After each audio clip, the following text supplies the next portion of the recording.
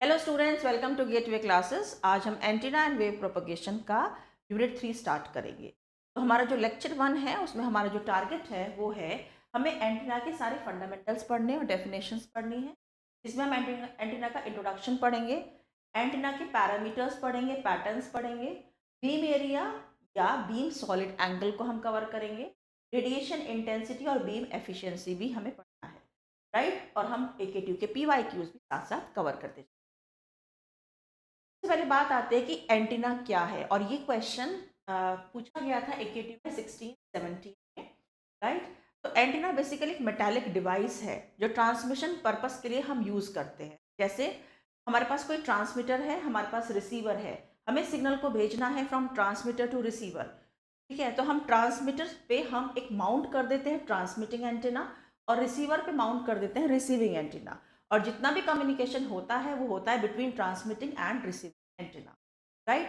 तो जो transmitting antenna है वो क्या करता है, वो हमारे सिग्नल को कन्वर्ट कर देता है, मतलब हमारे इलेक्ट्रिकल सिग्नल को, इलेक्ट्रिकल एनर्जी को कन्वर्ट कर देता है इलेक्ट्रोमैग्नेटिक वेव्स में, ठीक है। और जो रिसीविंग एंटीना है उसको मिलती है इलेक्ट्रोमैग्नेटिक वेव्स, वो क्या करता है, रिसीवर एंटीना इलेक्ट्रोमैग्नेटिक वेव्स को वापस कन्वर्ट कर देता है इलेक्ट्रिकल सिग्नल में। तो हम कह सकते हैं कि एंटीना एक ट्रांसड्यूसर है। ट्रांसड्यूसर क्या होता है, एक ऐसा डिवाइस जो one form of the energy को दूसरी फॉर्म ऑफ एनर्जी में कन्वर्ट करता है। तो antenna is a metallic device, is a transducer as it converts electrical energy to electromagnetic energy. कब? जब वो यूज होता है ट्रांसमिटिंग एंड, और इसका just opposite electromagnetic energy to electrical energy जब वो यूज होता है एट द रिसीविंग एंड। और एंटीना का पर्पस क्या है, it is design to transmit और रिसीव इलेक्ट्रोमैग्नेटिक वेव्स, ठीक है। और एक्टिंग एज एन इंटरफेस, एक इंटरफेस की तरह काम करता है, किसमें, रेडियो इक्विपमेंट में और फ्री स्पेस में। अगर हमारे पास यहाँ कोई इक्विपमेंट है, हम रेडियो इक्विपमेंट कह रहे हैं, इधर हमारे पास ट्रांसमीटर, इधर एक रिसीवर है, और यहाँ पे हमने ट्रांसमिटिंग है, यहाँ पे रिसीविंग, कम्युनिकेशन होता है बाय इलेक्ट्रोमैग्नेटिक वेव्स, राइट। तो ये एक इंटरफेस की तरह काम कर रहा है between radio equipment and free space, right. इनके एक इंटरफेस की तरह काम कर रहा है, और साथ ही साथ ये एक ट्रांसड्यूसर भी है, इंटरफेस भी है और ट्रांसड्यूसर भी है। कन्वर्ट करता है इलेक्ट्रिकल सिग्नल को रेडियो वेव्स में, रेडियो वेव्स मतलब इलेक्ट्रोमैग्नेटिक वेव ट्रांसमिशन, और उसका वाइस वर्सा भी, इसका उल्टा भी रिसेप्शन के लिए। और ये अनेबल करता है wireless devices like phones, telephones and radio. अब आपने वेरियस टाइप ऑफ एंटीनास देखे होंगे, right, day to day life. पहले ये एंटीना हुआ करता था, राइट, इसका नाम होता था यागी उड़ा। फिर डिश एंटीना चले, इनका होता था पैराबोलिक रिफ्लेक्टर एंटीना, ठीक। उसके बाद ये helical antenna which is in the form of helix, है ना, ऐसे स्प्रिंग की फॉर्म में है। फिर एक ऐसे आपने देखा होगा लगे हुए, इसे कहते हैं मोनोपोल एंटीना। फिर होता है कि patch antenna in the form of patches, और यही पैच एंटीना आपके मोबाइल फोन। तो these are the various types of antenna. यहाँ पे मैंने फिगर इसलिए बनाई है जिससे कि आपको थोड़ा सा इसका इंट्रोडक्शन मिले कि एंटीनास क्या होते हैं, ठीक। जैसे मोबाइल फोन में पैच एंटीना यहाँ पे लगा होता है, ये सिर्फ एरो से, रेड एरो से शो किया है पैच एंटीना, ठीक है। उसके बाद डाइपोल एंटीना इस शेप का है, फोल्डेड डाइपोल एंटीना इस शेप का है। इन एंटीनास को हम पढ़ेंगे आगे नेक्स्ट यूनिट में इन डिटेल। आपने ये भी पढ़ा होगा टेलीकॉम टावर्स में जो एंटीना यूज होते हैं वो ऐसे होते हैं, sector antenna form of patch, patch array की फॉर्म में, omni directional antenna, GPS antenna, right, credit antenna, right, और MW, सब एंटीनास हैं आपके। अब हम स्टार्ट करते हैं। ये तो आपको एक इंट्रोडक्शन देना था कि एंटीना प्रैक्टिकली दिखते। अब आ जाते हैं थ्योरेटिकल। तो अगर हम ट्रांसमीटर की बात करें, हमारे पास एक सोर्स है, मतलब ट्रांसमीटर है, यहाँ पे हमने ट्रांसमिटिंग दिया, राइट। एंटीना क्या है, ट्रांजिशन है बिटवीन ट्रांसमिशन लाइन एंड, देखो ये हमारा सोर्स है जहाँ पे वो सिग्नल जनरेट हो रहा है जो हमें भेजना है, जो कहलाता है हमारा इलेक्ट्रिकल सिग्नल। ये जो गाइडेड मीडियम है इसे कहते हैं वेव गाइड, और ट्रांसमिशन यहाँ से इलेक्ट्रोमैग्नेटिक वेव्स में करते हैं। और ये जो है ना ओपन स्ट्रक्चर ऐसे करके, और ये यहाँ पर इलेक्ट्रोमैग्नेटिक वेव्स को स्पेस में हम ट्रांसमिटिंग बात कर। So, an antenna is a device that change the radio frequency signal into an electromagnetic wave so that it can be transmitted into, ठीक है।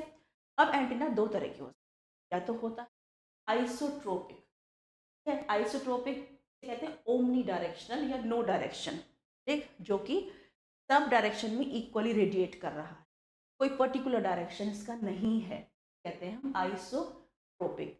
दूसरा होता है एनाइसोट्रोपिक, जो एंटीना डायरेक्शनल होते हैं, उन्हें हम कहते हैं आइसोट्रोपिक। अब हमने कहा कि हमारे पास एक ट्रांसमीटर है, रिसीवर है, और इधर है ट्रांसमिटिंग ना, और इधर है आपका रिसीविंग एंटीना। तो कुछ रिक्वायरमेंट्स है कि ट्रांसमिटिंग एंटीना की क्या रिक्वायरमेंट्स, वो क्या रिक्वायरमेंट्स को फुलफिल करे, ऐसे ही रिसीविंग एंटीना क्या रिक्वायरमेंट्स को फुलफिल करे। ट्रांसमिटिंग एफिशिएंसी बहुत ज़्यादा होनी और गेन भी उसका बहुत ज़्यादा होना चाहिए। गेन क्या होता है, आउटपुट ओवर इनपुट। और जो रिसीविंग एंटीना है उसके जो साइड लोब्स हैं वो कम होने चाहिए, साइड लोब्स में पावर लॉस होती है, अभी मैं आगे पढ़ाऊंगी जब मैं रेडिएशन पैटर्न पढ़ाऊंगी, ठीक है। और सिग्नल टू नॉइज रेशियो उसका ज़्यादा होना चाहिए, राइट, मतलब सिग्नल ज़्यादा आना चाहिए, नॉइज़ कम आना चाहिए, signal to noise ratio SNR है ना, सिग्नल डिवाइडेड बाय नॉइज़। ज़्यादा से ज़्यादा SNR का मतलब है ज़्यादा सिग्नल कम से कम नॉइज़, राइट। तो ये इसकी रिक्वायरमेंट्स हैं। कुछ पैरामीटर्स हमें पढ़ने होते हैं, वो ये एंटीना पैरामीटर्स होते हैं, वो फैक्टर्स हैं हमें हेल्प करते हैं use to select an antenna particular application. जैसे पहला है रेडिएशन पैटर्न, हमारा नेक्स्ट टॉपिक भी होगा। दो पैटर्न पढ़ते हैं, फील्ड रेडिएशन पैटर्न जिसमें हम इलेक्ट्रिक फील्ड के रेस्पेक्ट में बात करते हैं, एक होता है पावर रेडिएशन पैटर्न जिसमें पावर की बात करते हैं। फिर radiation intensity, right, directive gain और डायरेक्टिव, वेरी इंपॉर्टेंट, बार बार यूनिवर्सिटी में पूछा जाता है। पावर गेन, एंटीना की बीम विड्थ और बैंड विड्थ दोनों हमें पढ़नी है, इफेक्टिव लेंथ, अपर्चर, एंटीना का टेम्परेचर, पोलराइजेशन। कुछ पैरामीटर्स हम आज इस लेक्चर में कवर करेंगे, कुछ हम इसमें आगे के लेक्चर्स में कवर कर लेंगे, तो ये 3-4 लेक्चर में ये वाला यूनिट आपका कवर हो जाए। रेडिएशन पैटर्न 21-22 में पूछा गया था। अब होता क्या है, हमारे पास कोई एंटीना है, राइट, हमने उसका नाम दे दिया टेस्ट एंटीना, मतलब वो एंटीना है अंडर ऑब्जर्वेशन, हम उस पर एक्सपेरिमेंट, वो रेडिएट आउट कर रहा है ना, इलेक्ट्रोमैग्नेटिक वेव्स रेडिएट आउट कर रहा है। अब हमने क्या किया, पास में हम लेके गए प्रोब एंटीना। प्रोब एंटीना क्या मेजर करेगा, उसके रेडिएशंस को मेजर करेगा। फिर हम एक पिक्टोरल ग्राफ बनाते हैं 3 डायमेंशनल, ठीक। तो टेस्ट एंटीना का जितना भी रेडिएशन है it is noted bye a probe antenna. Probe antenna को मूव करते रहते हैं और देखते हैं रेडिएशंस कहाँ ज़्यादा आ रहे हैं, कहाँ रेडिएट कम कर रहा है, किस डायरेक्शन में ज़्यादा रेडिएशन हो रहा है, कहाँ पे कम हो रहा है। फिर हम उस 3 डायमेंशनल पैटर्न को ऑब्जर्व करके, नोट करके जब पिक्टोरिकली ग्राफ बनाते हैं, उस 3 डायमेंशनल ग्राफ का नाम होता है रेडिएशन पैटर्न, ठीक है, जो कैसा दिखता है, ऐसा दिखता है। अब इसमें ये जो बड़ा वाला पार्ट है, इसका मतलब इस एरिया में मैक्सिमम रेडिएशंस ये रेडिएट आउट कर, और ये जो छोटे छोटे यहाँ पे लोब्स हैं इन्हें हम लोब्स बोलते हैं, राइट, LOBES। तो ये तो बड़े वाला कहलाता है मेजर लोब। मेजर लोब का मतलब है मैक्सिमम रेडिएशन, ये जो हमारा टेस्ट एंटीना है इस पर्टिकुलर डायरेक्शन में मैक्सिमम रेडिएशन दे रहा है। अब यहाँ पर रेडिएशंस बहुत कम मिल रहे हैं, तो इन्हें हम बोलते हैं साइड लोब्स, राइट, ये सब साइड लोब्स कहलाते हैं, बैक लोब्स आगे हम पढ़ेंगे। तो ये बताता है, रेडिएशन पैटर्न बताता है कि एंटीना का रेडिएशन किस डायरेक्शन में मैक्सिमम है, किस डायरेक्शन में मिनिमम है, ठीक है। तो ये ग्राफ है, अब पढ़ते हैं इसको। Radiation pattern of an antenna is a 3 dimensional graph, 3D होता है ये, हमारे पास अलग अलग सॉफ्टवेयर होते हैं, हम उससे प्लॉट करते हैं इसको। Representing the variation of electromagnetic field और पावर, ध्यान रखना हम इलेक्ट्रिक फील्ड को भी इससे प्लॉट कर सकते हैं और पावर को भी, दोनों चीज़ें हैं, इसलिए रेडिएशन पैटर्न इलेक्ट्रिक फील्ड का भी होता है, in terms of electric field भी होता है, इन टर्म्स ऑफ पावर भी होता है। As a function of direction, ध्यान रखिए डायरेक्शन का फंक्शन होता है किस डायरेक्शन में ज़्यादा रेडिएशन, किस में कम radiation, at all the points equidistant. The radiation pattern of test antenna can be measured by another called probe antenna. In the measurement, करते क्या measurement में, probe antenna is moved around the test antenna at a constant distance from it.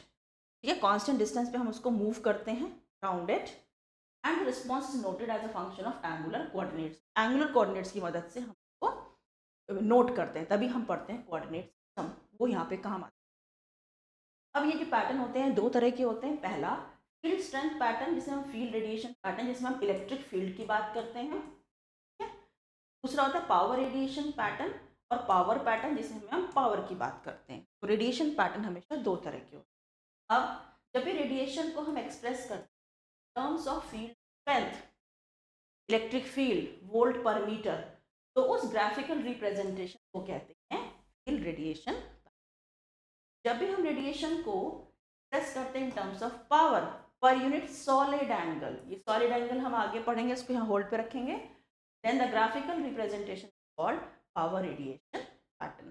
Solid angle basically it is an angle, है ना, subtended by a solid area, इसे कहते हैं solid angle. आगे हम इसको पढ़ेंगे। तो radiation pattern looks like this. अब ये जो है इसे कहते हैं मेजर लोब, है ना, ये जो कलरफुल सा है मेजर लोब या मेन लोब, मैक्सिमम रेडिएशन यहाँ पर है एंटीना।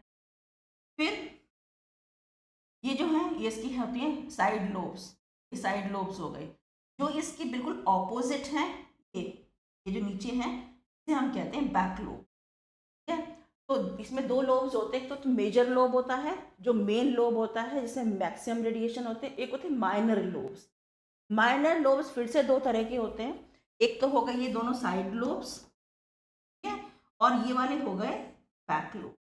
माइनर लोब्स होते हैं साइड लोब्स प्लस आपके बैक लोब। ठीक है, बैक लोब हमेशा मेजर लोब के, मेन लोब के बिल्कुल ऑपोजिट। ये पूरा पैटर्न ऐसे बनता है। आगे बढ़ते हैं। अगर हमारे पास कोई आइसोट्रोपिक एंटीना है, एक ऐसा एंटीना जो रेडिएट करता है सब डायरेक्शन में इक्वली, सब डायरेक्शन में अगर वो इक्वली रेडिएट कर रहा है तो उसका रेडिएशन पैटर्न कैसा होगा, एक सर्कल।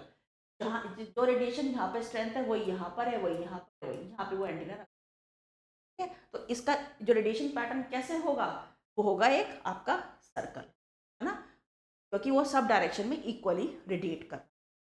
अगर आपका रेडिएशन, अगर आपका एंटीना आइसोट्रोपिक ना हो के, क्या है, एन आइसोट्रोपिक है, नॉन आइसोट्रोपिक है, जिसे हम डायरेक्शनल भी कहते हैं, तो वो रेडिएट करता है एक पर्टिकुलर डायरेक्शन में मैक्सिमम रेडिएशन देता है और डायरेक्शन में वो थोड़ा सा रेडिएशन कम देता है। हमारा वो कैसे दिखता है, ऐसे। अभी तक हमने ये पढ़ा, अगर हम इसको ऐसे फ्लिप कर दें, रोटेट कर दें थोड़ा सा, तो ये ऐसे आ जाएगा। तो ये मेजर लोब हो गया ये वाला, राइट। हम यहाँ 0 मार्क कर दें, 0 डिग्री। इसके ऑपोजिट हो गया हमारा ये वाला कौन सा, बैक लोब, इसे कहते हैं बैक लोब। ये तो हो गया मेन लोब, ये वाला this main lobe. Back lobe हो गया बिल्कुल मेन लोब के ऑपोजिट बैक लोब। यहाँ रेडिएशन थोड़े ज़्यादा है, यहाँ थोड़े रेडिएशन कम है, इसकी हाइट ज़्यादा है, इसकी हाइट कम। फिर उसके बाद ये जो ब्लू ब्लू से दिख रहे हैं इन्हें कहते हैं साइड लोब, और बैक लोब और साइड लोब को मिला के हम कहते हैं minor. Main lobe and minor lobes, minor lobe फिर से दो तरह के, साइड लोब और बैक लोब। उसके बाद ये है आपका रेडिएशन पैटर्न, इसमें हम आगे थोड़ा सा पढ़ेंगे क्या है ये, इसको और थोड़ा डिटेल में आगे कवर करें। पैटर्न्स पूछे गए थे 21, 22 में, तो इन्होंने कहा list the various parameters of principle pattern. से भी ये मेजर लोब, माइनर लोब है ना, बैक लोब है, इनको सबको इन्होंने पूछा था आपसे। तो पता कैसे चला, रेडिएशन पैटर्न के पैरामीटर्स पूछे हैं। ठीक, पहले रेडिएशन पैटर्न बना लिया। बात करते हैं मेजर लोब की। पहले major lobe, minor lobe, side lobe, back lobe, nulls करते हैं। मेजर लोब का मतलब ये वाला पार्ट है, मैं मार्क करती जाऊंगी, आप समझते जाना। मेन लोब या मेजर लोब है ना, इसे मेन लोब भी कहते हैं। द मेन लोब और major lobe is of the radiation pattern where maximum radiation occurs. ठीक है, ये वर्ड जरूर लिख के आएंगे, मैक्सिमम रेडिएशन जहाँ होते हैं।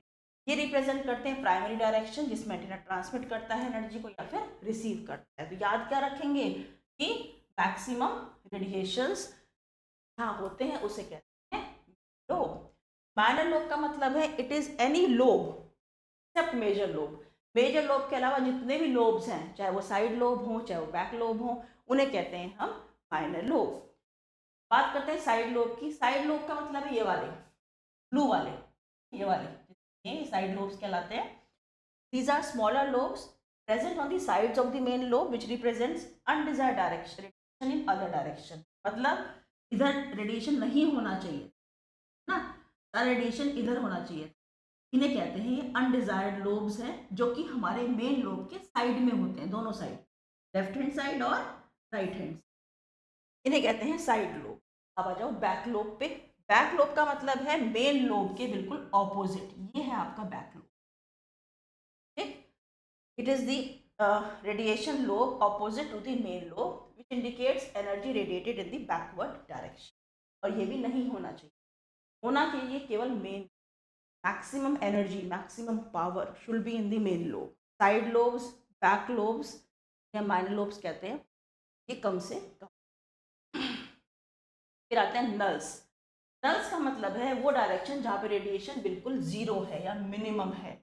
ठीक, वो होता है आपका नल। जैसे हम कहें मेन लोब के और ये वाला लोब है आपका मेन लोब, और आपकी जो साइड लोब्स हैं, अगर इसके बीच में ये वाला जो ये डिस्टेंस है, ये वाला थोड़ा सा भी एरिया है ना, ये देखो ध्यान से, मेन लोब और साइड लोब के बीच में ये वाला जो एरिया है, इसे कहते हैं नल्स। यहाँ पे कोई रेडिएशन है ही नहीं, नल। ठीक है, नल इंपॉर्टेंट है, हम आगे इसको कंटिन्यू करेंगे। फिर आ जाते हैं बीम विड्थ पे, जो बहुत ज़्यादा इंपॉर्टेंट है। बीम विड्थ का मतलब होता है एंगुलर विड्थ, मतलब दो एंगल्स के बीच का डिफरेंस। ठीक है, ऑफ द मेन लोब, तो एंगुलर विड्थ है। अब इसमें क्या है, HPBW, very important parameter. HPBW का मतलब है हाफ पावर बीम विड्थ। ठीक है, इसका क्या मतलब, it is the angle between points where power drops to half of its maximum.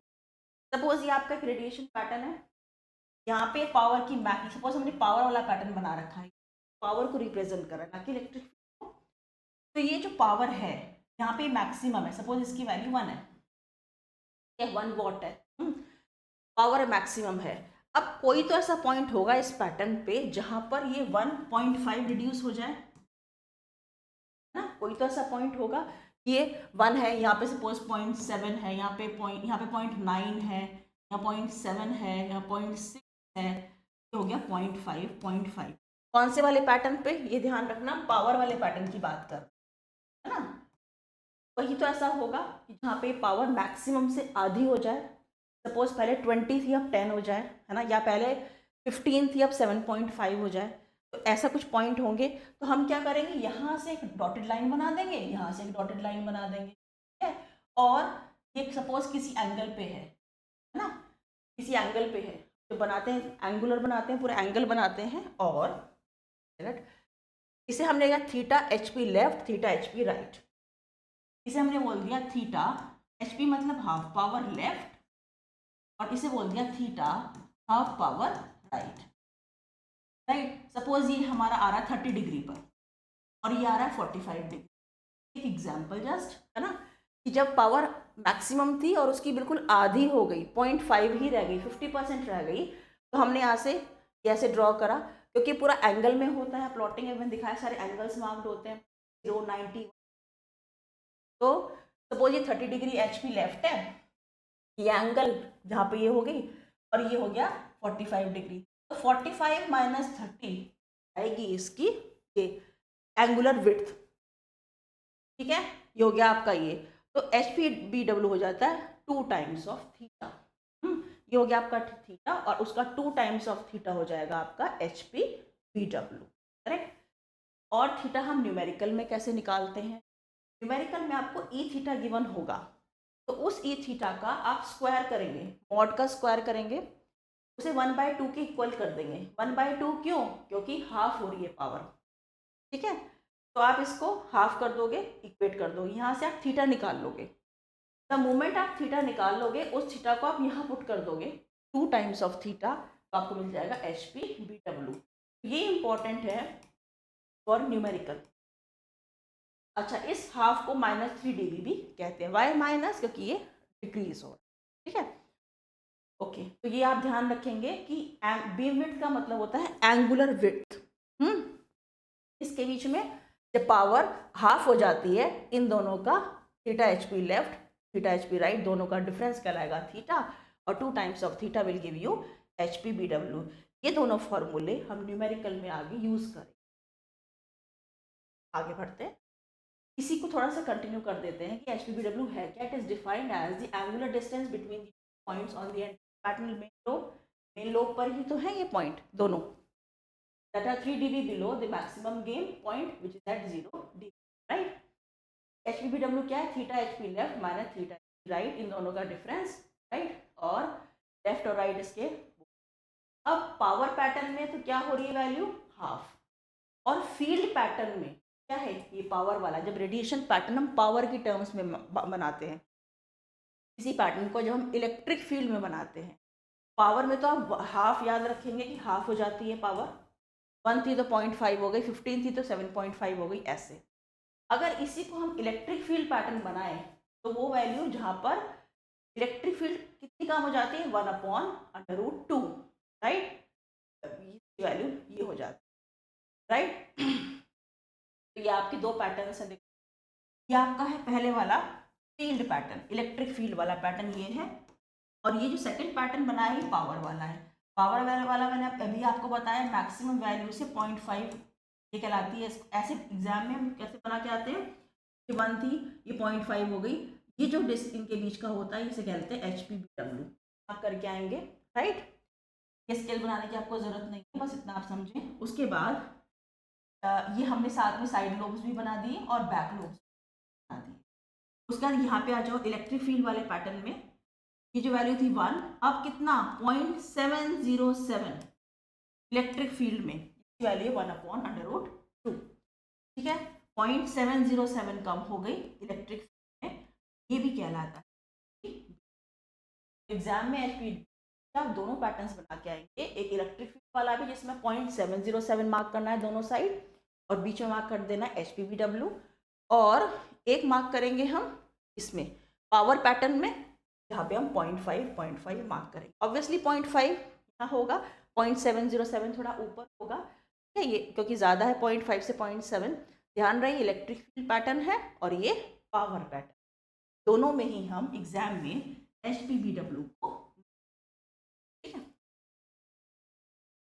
Second parameter है इसका FNBW।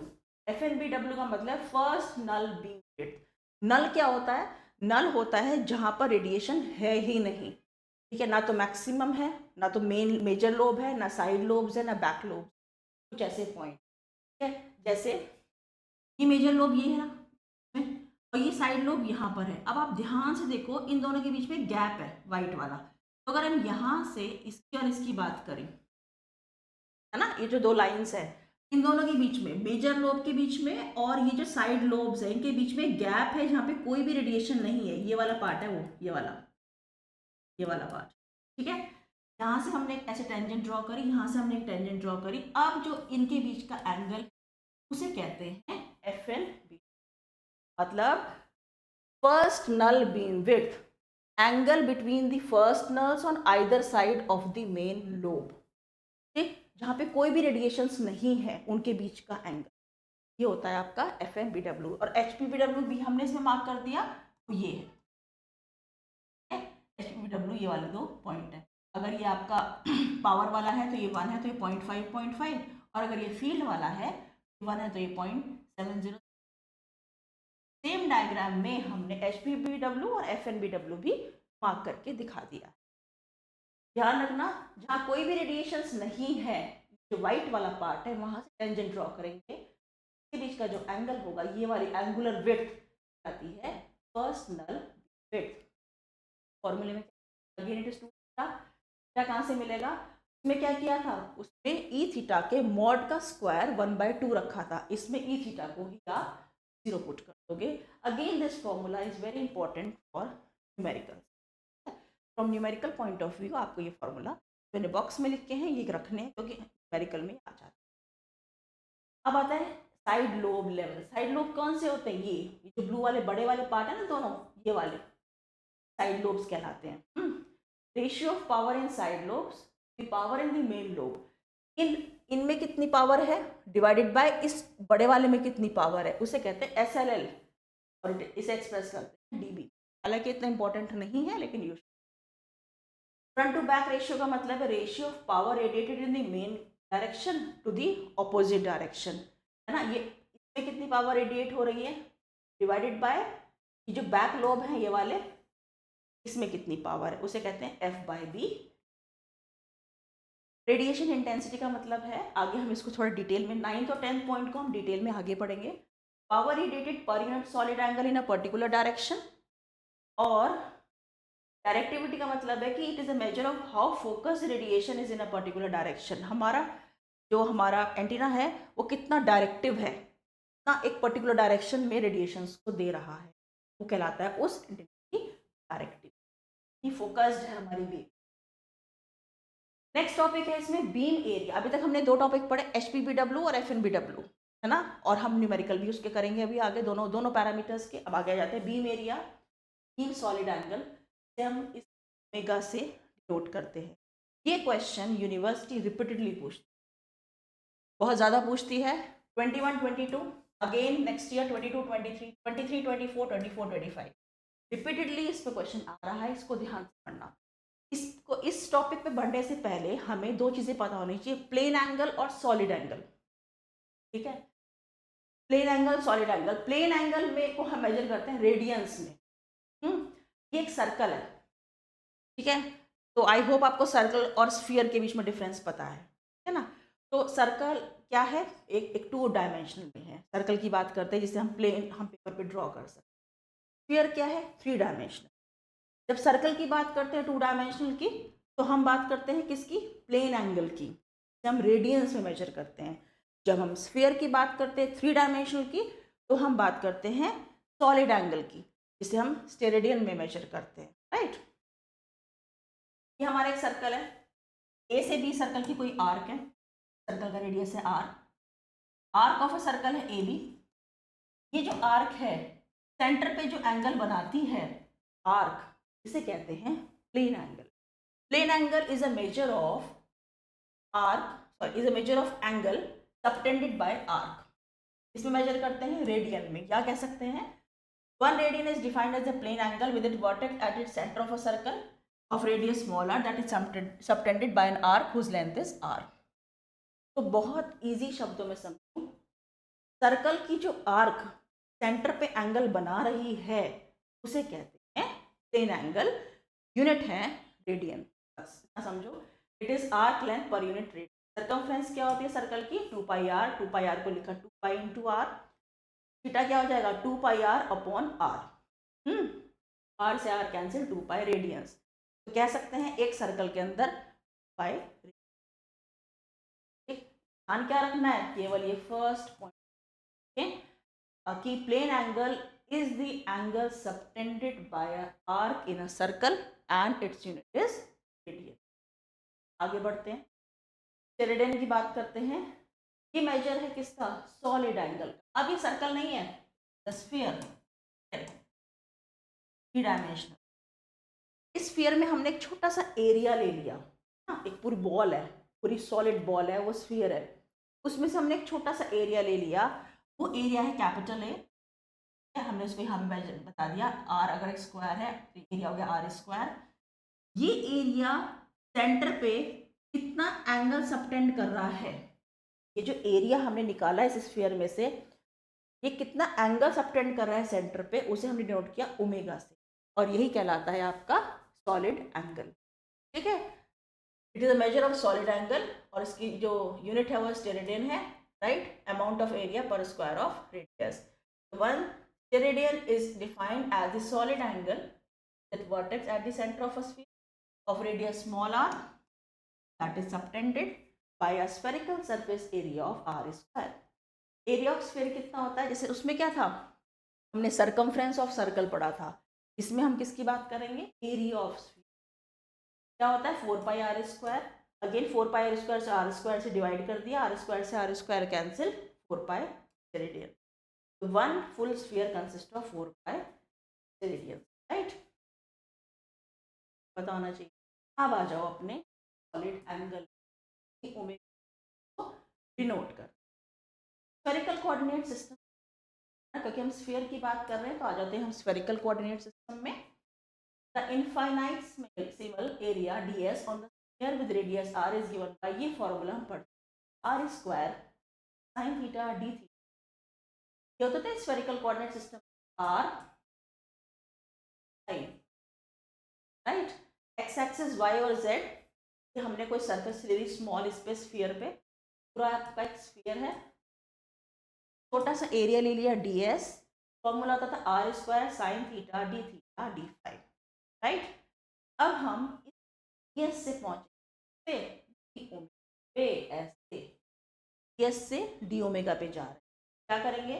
From the definition of solid angle the area R square on the spherical surface subtends a solid angle of 1 steradian so that the total solid angle separated by the area ds is, कैसे निकालेंगे? ds upon r square। Same जो अभी तक हमने किया circle में, same जो हमने किया स्फीयर में, बिल्कुल वही। डी ओमेगा से ds से डी ओमेगा जा रहे हैं तो ds divided by R square से आर स्क्वायर कैंसिल, तो क्या हुआ? साइन थीटा डी फाइव की वैल्यू आ गई ओमेगा की यूनिट।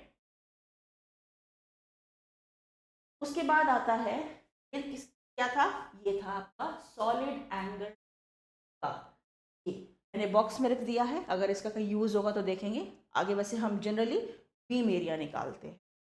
तो जो आपका टॉपिक है ना ये वाला, ये है beam area, beam solid angle. Beam solid angle मैंने अभी आपको पढ़ा दिया, अब हम आ जाते हैं बीम एरिया पे। तो आपको एग्जाम में प्लेन एंगल और ये सॉलिड एंगल और ये डी ओमेगा डी ओमेगा सब एक्सप्लेन आना है। नेक्स्ट टॉपिक है beam area in terms of power, तो है थीटा और फाई का। बीम एरिया क्या होता है? ये वो सॉलिड एंगल है to which all of the power radiated by the antenna would flow अगर power is maintain at its maximum value, और बाकी जगह वो हो जाएगा जीरो।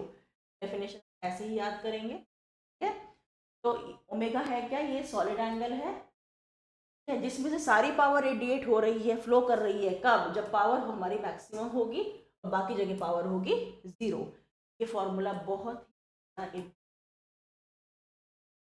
ठीक है, मैथमेटिकली फॉर्मूला ध्यान रखेंगे। बीम एरिया या फिर ओमेगा, देखो सॉलिड एंगल को डी ओमेगा से शो करते हैं, डी ओमेगा, और बीम एरिया को ओमेगा से, ये ध्यान रखना। पावर लिखा, ये क्या है? साइन थीटा डी फाइव, ये रहा साइन थीटा डी फाइव, किसकी वैल्यू है? डी ओमेगा की। ये सारी वैल्यू हमारी ओमेगा की है। तो बीम एरिया इधर है, तो ये वाला आपका कौन सा एरिया है? सॉलिड एंगल है। तो बीम एरिया सॉलिड एंगल, ये पूरा आपका सॉलिड एंगल है, करेक्ट। ये पावर है। तो आप क्या करते हो? इसी डेफिनेशन से देख लेते हैं। पावर को क्या कह रहे हैं? Is maintain at its maximum value. Suppose power आपकी 1 है, मैक्सिमम वैल्यू उसकी 1 है, तो बीम एरिया किसके बराबर हो गया? सॉलिड एंगल के बराबर हो गया। यही तो कहा इन्होंने, beam area is the solid angle जब पावर आपकी मैक्सिमम।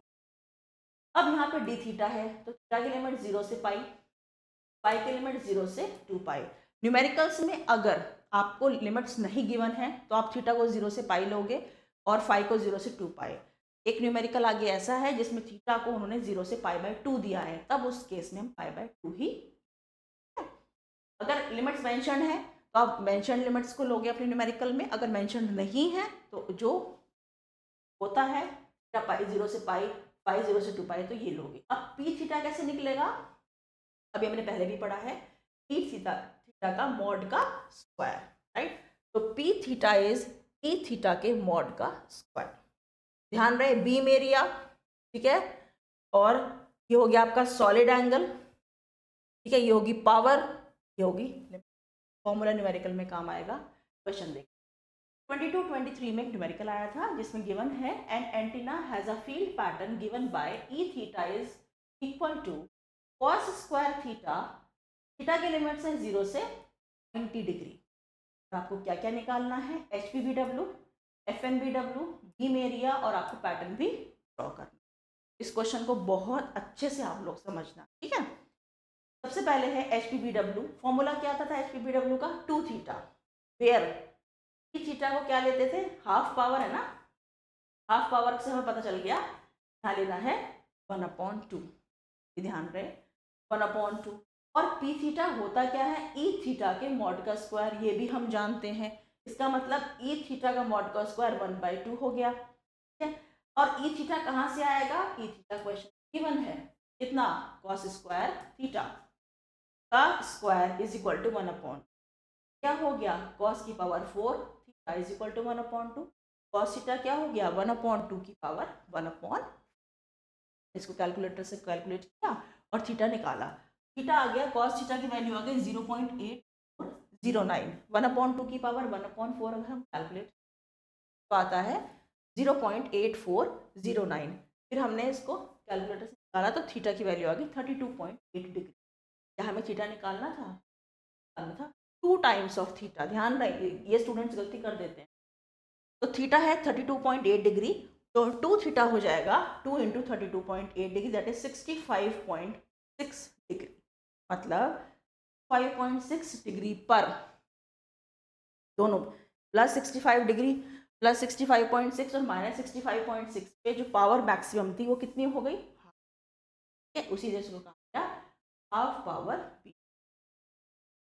सेकेंड है F N B W, F N B W के लिए क्या करते थे, अगेन इट इज 2 थीटा, लेकिन कंडीशन बदल जाएगी, null occurs when E theta क्या हो जाता है 0, राइट, और ई थीटा क्वेश्चन में गिवन कितना है cos square theta, cos square theta is equal to 0, इसका मतलब कॉस थीटा 0, इसका मतलब थीटा क्या हो गया 90 डिग्री, आपको थीटा निकालना था, नहीं आपको निकालना है 2 times of theta, 2 times of 90 180 degree, ठीक है, इसका मतलब नल्स कहाँ पर हैं 180 डिग्री पर है, ठीक है, मतलब 180 डिग्री प्लस माइनस पर कोई भी हमें रेडिएशंस नहीं मिल रहे। तीसरा है आपको निकालना है बीम एरिया, बीम एरिया का आपने फॉर्मूला लगा दिया कि अगर आपको ये याद हो तो ये क्या था डी, राइट, ओके। अब इस केस में मैंने आपको कहा था लिमिट्स गिवन है थीटा की, क्या 0 से पाई हम लेते हैं अगर लिमिट्स गिवन नहीं है, लेकिन क्वेश्चन में गिवन है 0 से पाई/2, का मतलब लिमिट क्या हो जाएगी 0 से पाई/2, और फाई की लिमिट सेम रहेंगी 0 से 2 पाई, D theta sine theta D theta, right, E theta की वैल्यू क्या थी ई थीटा का स्क्वायर, और ई थीटा क्वेश्चन में क्या गिवन है कॉस स्क्वायर थीटा, तो ये क्या हो गया कॉस की पावर 4, तो आपने पी थीटा की जगह रख दिया कॉस की power 4 theta sine theta D theta एक साथ, इस इंटीग्रेशन का डबल इंटीग्रेशन होता है तो थीटा वाली टर्म्स एक साथ और फाई वाली टर्म्स एक साथ, आपने कर लिया ऐसे, फिर इसका इंटीग्रेशन क्या हो जाएगा phi, upper limit minus lower limit किया तो क्या आ गया 2 पाई, पाई को बाहर ले, ठीक, बचा क्या ये वाला इंटीग्रेशन 0 से पाई/2 कॉस की पावर 4 थीटा साइन थीटा।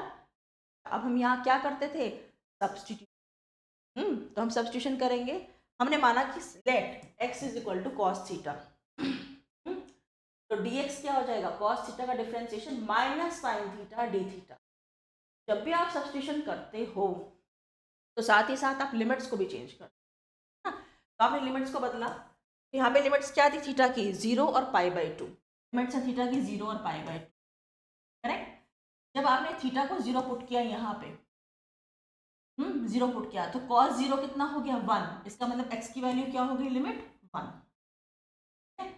जब इसी में आपने थीटा को पुट कर दिया पाई/2, कॉस पाई/2 कितना हो गया 0, तो लिमिट हो गई 0, इसका मतलब आपकी लिमिट थी फ्रॉम 0 से पाई/2, अब लिमिट हो गई फ्रॉम 1 से 0, 1 यहाँ 0 यहाँ, लोअर लिमिट नीचे अपर लिमिट ऊपर, ना कि 0 से 1, उसके बाद कॉस की पावर 4 मतलब x की पावर 4, फिर ये साइन थीटा है डी थीटा क्या है माइनस ऑफ डी एक्स, देखो डी एक्स क्या है minus sine theta D theta, तो आपका साइन थीटा डी थीटा कितना हो जाएगा माइनस डी एक्स, माइनस को आपने बाहर ले लिया, एक एक स्टेप इसके बिल्कुल सही है, मैंने खुद ही सॉल्व किया हुआ है, ठीक, तो आप इस पर रिलाई कर सकते हो, -2 पाई, एक्स की पावर 4 हो गया एक्स की पावर 5/5, अपर लिमिट माइनस लोअर लिमिट किया तो ये आ गया -1/5, माइनस से माइनस कैंसिल किया गया 2 पाई/5 रेडियन, यूनिट तो यही होती है, अब पाई की वैल्यू 3.14 रख दी तो ये आ गया 1.26, इसका अब हमें पैटर्न बनाना है, मेन लोब कहाँ पे सेंटर्ड है 0 डिग्री पे, HBW आ गया 65.6 डिग्री, मतलब पूरी बीम विड्थ है 65.6, तो इधर हाफ और इधर हाफ आ गया, प्लस माइनस इसका बिल्कुल आधा डिवाइडेड बाय 2, ठीक है, क्या आ गया, प्लस माइनस 32.8 डिग्री, राइट, क्योंकि तो 2 थीटा होता है ना 65.6 डिग्री, तो हाफ पे कहाँ चला जाएगा, आधा। ऐसे ही एफ एन बी डब्ल्यू हो गया 180 डिग्री, इधर प्लस माइनस क्या हो गया 90, अभी तो माइनस 90 और प्लस 90 के बीच का एंगल कितना हो जाएगा 180 डिग्री। ऐसे यहाँ पर प्लस 32 डिग्री 32.8 डिग्री और माइनस 32.8 डिग्री का एंगल कितना हो जाएगा 65 ध्यान रहे आपको, इंपॉर्टेंट कंसेप्ट है, ठीक है। तो आपने क्या किया 0 डिग्री 90 180 270 ऐसा बना लिया, ठीक है, 0 90 के लिए 60 बना दिया, फिर 120 243, राइट।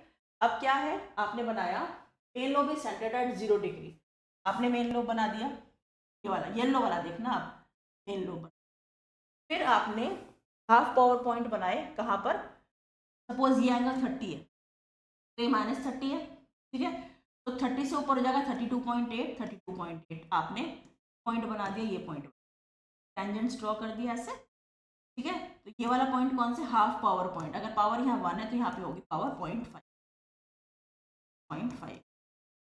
ठीक है, यस। उसके बाद इन दोनों के बीच का एंगल होगा 65.6 डिग्री, ये हमने मार्क किया येलो वाले से HPBW। अब बात करते हैं नल्स की, नल्स का मतलब है जहाँ पर कोई भी रेडिएशन ना हो, सपोज इसके बैक साइड लोब्स ये हैं पिंक वाले, बैक लोब इसका ये वाला येलो वाला, ठीक है, तो यहाँ से यहाँ कोई भी रेडिएशंस नहीं है, नल कहाँ कहाँ पर है 90 डिग्री और माइनस 90 येलो लाइन शो कर दिया है। नेक्स्ट टॉपिक है हमारा बीम एफिशिएंसी, जिसे एप्सिलॉन कैपिटल M से हम डिनोट करते हैं। ये क्वेश्चन 16 17 और 24 25 में 2 बार पूछा बीम एफिशिएंसी। तो जो हमारा बीम सॉलिड एंगल है इसे हम ओमेगा से डिनोट करते हैं, उसको हम यहाँ कह रहे हैं टोटल बीम, ये ध्यान रहे। और जो हमारा टोटल बीम एरिया है उसमें हम लेते हैं कि इट इज इक्वल टू, एक तो solid angle by major lobes, major lobe आपको पता है कौन सा होता है, सबसे बड़े वाला लोब, मैक्सिमम रेडिएशंस होते हैं जिसमें, प्लस ओमेगा स्मॉल m जो होते हैं माइनर लोब्स, माइनर लोब्स में 2 लोब्स होते हैं हमारे, साइड लोब्स और बैक लोब, तो टोटल हुआ किसका मेजर प्लस माइनर, माइनर का मतलब है साइड प्लस बैक, राइट। अब इसमें बीम एफिशिएंसी क्या, बीम एफिशिएंसी कि अगर आप इसको मेजर वाले को डिवाइड कर दो टोटल से, राइट, तो कहलाती है आपकी एफिशिएंसी। ध्यान रहे 2 पैरामीटर्स पढ़ेंगे, बीम एफिशिएंसी और स्ट्रे फैक्टर, 2 चीजें पढ़ेंगे। तो बीम एफिशिएंसी में न्यूमरेटर में मेजर आता है अपॉन ये वाला जो हमारा टोटल है, डायमेंशन लेस होगा, ऑब्वियसली डायमेंशन लेस होगा, दोनों ही हमारे एंगल है, is a critical parameter for an increasing signal strength, indicates how effectively an antenna concentrates। थोड़ी सी डेफिनेशन आप देख लेना, याद कर लेना, ध्यान रहे the total beam area is this consist of the beam वाली plus the minor lobe area, और बीम एफिशिएंसी है मेन बीम एरिया ये वाला divided by the total beam area, दोनों बीम एरिया है तो क्या आ जाएगा, it is dimensionless, correct. आगे बढ़ जाते हैं, एक होता है स्ट्रे फैक्टर, स्ट्रे फैक्टर को एप्सिलॉन S या SF से हम नोट करते हैं, S मतलब स्ट्रे और F मतलब फैक्टर। अगर हम इसी फॉर्मूले में माइनर अपॉन टोटल कर देते हैं तो कहलाता है स्ट्रे फैक्टर, जब मेजर अपॉन टोटल करते हैं तो बीम एफिशिएंसी कहलाती है, जब माइनर अपॉन टोटल कर देते हैं तो कहलाता है स्ट्रे फैक्टर, और 16-17 में पूछा हुआ है, राइट। स्ट्रे फैक्टर और often denoted by this is the ratio of the solid angle occupied by minor small m minor to the solid angle of the antenna's radius. In other words, it is the ratio of minor lobe area the total beam area. मैंने yellow से mark कर दिया है जो आपको याद रखना। ये रिप्रेजेंट करता है स्ट्रे फैक्टर, कितनी पावर लॉस हो रही है अनवांटेड डायरेक्शन लोब्स में, तो कहने का मतलब है स्ट्रे फैक्टर कम से कम, एफिशिएंसी बीम एफिशिएंसी ज़्यादा से ज़्यादा होनी चाहिए, है ना, हम चाहते हैं मैक्सिमम रेडिएशन मेजर लोब में हो, राइट। तो बीम एफिशिएंसी क्या होनी चाहिए, ज़्यादा से ज़्यादा, मेजर लोब में ज़्यादा से ज़्यादा रेडिएशंस होने चाहिए, तो बीम न्यूमरेटर ज़्यादा चाहिए आपको, बीम एफिशिएंसी भी ज़्यादा चाहिए। लेकिन यहाँ पर आपको माइनर लोब्स में रेडिएशंस कम से कम चाहिए, है ना, कम से कम चाहिए, तो इसलिए स्ट्रे फैक्टर कम से कम होना चाहिए। 24-25 में एक VSWR भी आ गया था, वोल्टेज स्टैंडिंग वेव रेशियो। हालांकि इस जो हम टॉपिक्स पढ़ रहे हैं इसका इसमें लिंक्ड नहीं है, लेकिन स्टिल हम इसको कवर कर लेते हैं। ये मेजर करता है हाउ एफिशिएंटली रेडियो फ्रीक्वेंसी या power is transmitted from a source to a transmission line to an antenna with values ranging from 1:1 to infinity. ठीक है, लोअर VSWR अगर कम होगा इंडिकेट्स बेटर इम्पिडेंस मैचिंग, मतलब VSWR कम से कम होना चाहिए, उससे क्या होगा, सिग्नल रिफ्लेक्शंस कम होंगे, पावर लॉस कम होगा और हमारा डैमेज भी नहीं होगा। VSWR कम से कम होना चाहिए, वोल्टेज स्टैंडिंग वेव रेशियो को कहते हैं। नेक्स्ट टॉपिक है रेडिएशन इंटेंसिटी। इंटेंसिटी हम U से डिनोट, तो रेडिएशन इंटेंसिटी का मतलब पावर रेडिएटेड पर unit solid angle. Power radiate हो रही है पर यूनिट सॉलिड एंगल, ये रिप्रेजेंट करता है हाउ पावर इज, और power per unit solid angle का मतलब पावर किस में होती है, वॉट्स में, और सॉलिड एंगल किस में हो गया, रेडियन में, क्योंकि वॉट पर। फॉर्मूला क्या है, फॉर्मूला है U is equal to R² WRAD। अब ये क्या है, ध्यान से सुनना, ये है रेडिएशन इंटेंसिटी, हम डिनोट करते हैं U से, वॉट पर स्टेरेडियन। R क्या है, डिस्टेंस, है ना, क्वेश्चन में गिवन होगा। WRAD क्या है, रेडिएशन डेंसिटी, तो इंटेंसिटी इधर क्या है, डेंसिटी, ध्यान रखें। Intensity is equal to R² into density. Density का मतलब है व्हाट पर मीटर स्क्वायर, कितनी power per metre square radiate हो रही है।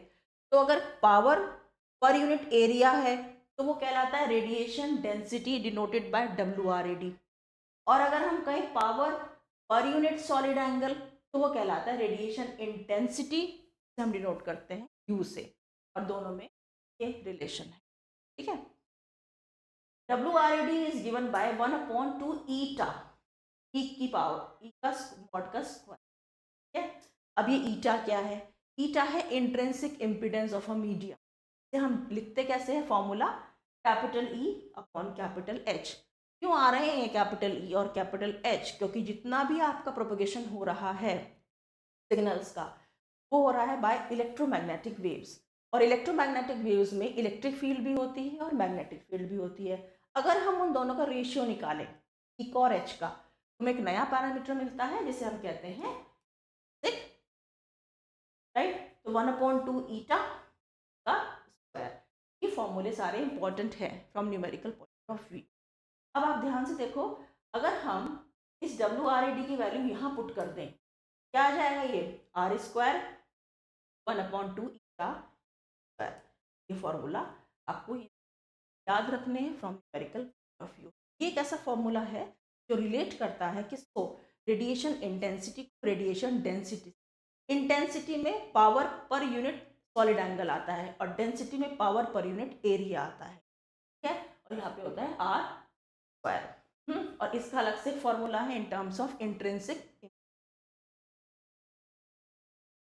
यस, अब power radiated can be related to U as ऐसे PRAD is equal to intensity का अगर हम इंटीग्रल करें, और फिर हमने क्या किया, नेक्स्ट स्टेप पे इसकी value put, sign theta D theta, right, और एक फॉर्मूला हम PRAD का ये भी पढ़ते हैं, आगे U sign theta D theta. अब हमने क्या किया, इसको, ये क्या है, integration over a close surface, right, इसको हमने दो क्योंकि यहाँ पे डी थीटा भी है डी फाई भी है, तो हमने दो इंटीग्रेशन लिख दिए, तो से पाई, किसकी लिमिट है, क्या की लिमिट है, पाई की। ठीक है, ये फॉर्मूला हम न्यूमेरिकल में याद होने चाहिए। जो भी फॉर्मूले इंपॉर्टेंट है मैंने सबको बॉक्स में कर दिया है, और कंटेंट मैंने इसका बहुत ही ज़्यादा अच्छा बनाया है। मैं सारे पहले PYQs देखती हूँ, फिर आपका कंटेंट प्रिपेयर, तो आप इस पर बहुत अच्छे से रिलाई कर सकते हो, आप यहाँ से पढ़ें, बहुत अच्छे से आप इसकी प्रिपरेशन कर सकते हो। यस, एक क्वेश्चन आया था पहले, for isotropic radiator, isotropic radiator is a antenna which radiates equally in all the direction, right? आपको रेडिएशन इंटेंसिटी U नॉट निकालनी है जब पावर रेडिएटेड है PRAD, बस, ठीक है। तो पावर रेडिएटेड का फॉर्मूला अभी हमने पढ़ा, ये वाला U sin theta d theta d phi. बस इस क्वेश्चन में U को क्या गिवन है, U नॉट,